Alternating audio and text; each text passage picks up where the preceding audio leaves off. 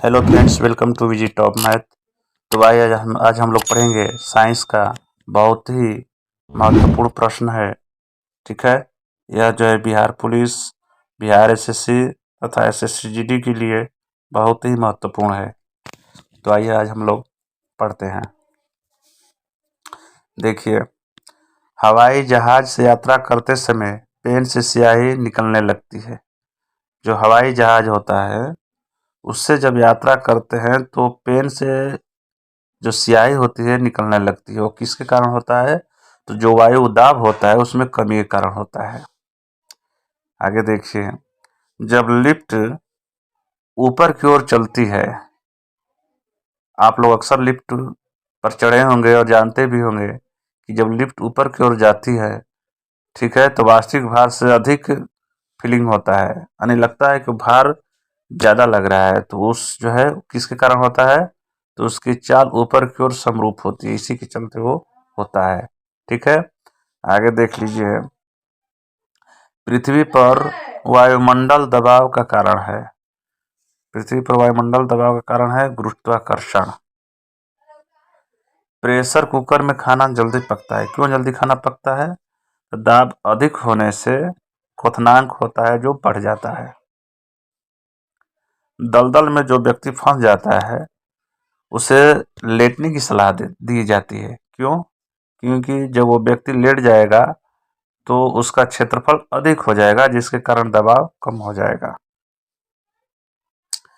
बर्फ पानी में तैरती है परंतु अल्कोहल में डूब जाती है। ऐसा क्यों होता है? ऐसा क्या बात है कि बर्फ जो है पानी में तैरता है और अल्कोहल में डूब जाता है? तो यह इसलिए होता है कि बर्फ पानी से हल्की होती है और अल्कोहल से भारी होती है।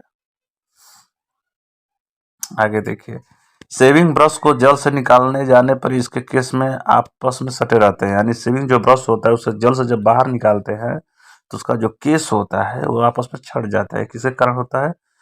पृष्ठ तनाव के कारण होता है। पृष्ठ तनाव के कारण ही उसका केस जो आपस में सटे होते हैं। वर्षा की बूंदें एवं पारे के कण गोलाकार होते हैं। ऐसा क्यों होता है? तो वर्षा के बूंद और पारे के कण गोलाकार इसलिए होते हैं कि पृष्ठ तनाव के कारण होते हैं। ठीक है, आगे देखिए, लालटेन की बत्ती में तेल ऊपर की ओर चढ़ता है। क्यों चढ़ता है? तो कोशिकत्व के कारण चढ़ता है। ठीक, ब्लॉटिंग पेपर स्याही सूख लेता है। क्यों सूख लेता है? तो कोशिकत्व के कारण होता है ऐसा। कपूर के छोटे छोटे टुकड़े जल की सतह पर नाचते हैं।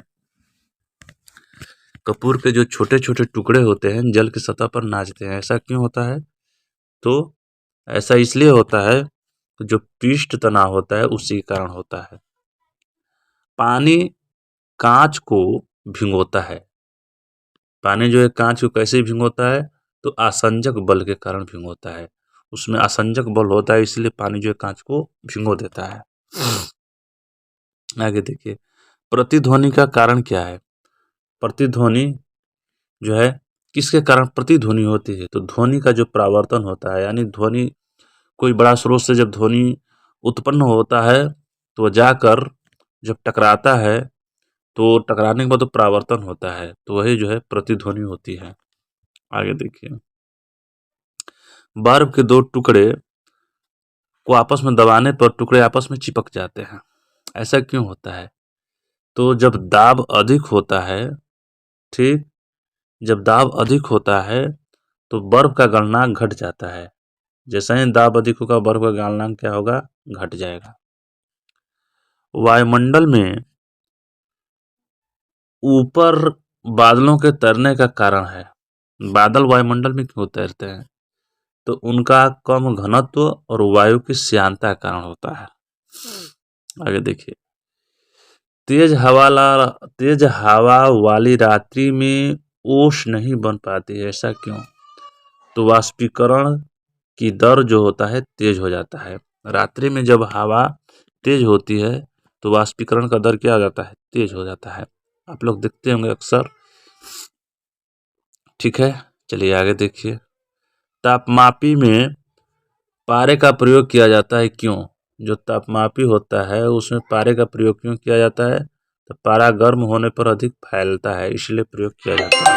ठीक है, ठीक, आगे चलिए देखिए, आगे हम लोग देखते हैं।